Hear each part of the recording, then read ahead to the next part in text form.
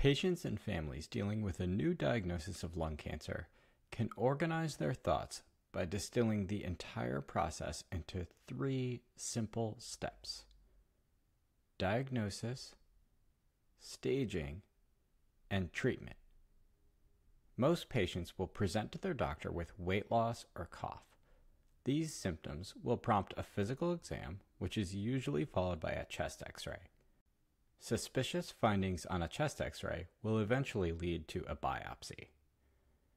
A biopsy is really the only way to establish a true diagnosis of lung cancer. Widespread use of screening CAT scans of the chest in high-risk patients has led to earlier diagnosis of lung cancer. After an established diagnosis by biopsy, the next step is staging.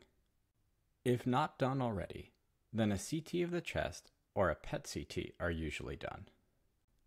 These scans provide helpful information not only about the size and location of the cancer, but also of the number of areas and whether or not there are lymph nodes involved or other distant organs involved with cancer. MRI of the brain is often done to evaluate whether or not the cancer has spread to the brain.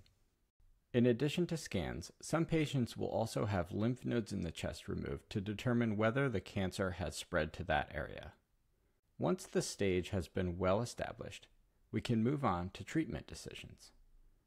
Surgery is usually the treatment of choice for patients with early stage lung cancer that hasn't spread to any other lymph nodes or other organs, so long as they are medically fit to undergo surgery.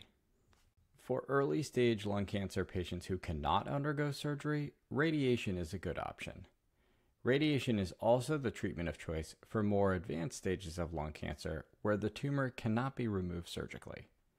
Chemotherapy and immunotherapy are also used for advanced stages of lung cancer. This is not medical advice. Talk to your doctor before making any medical decisions.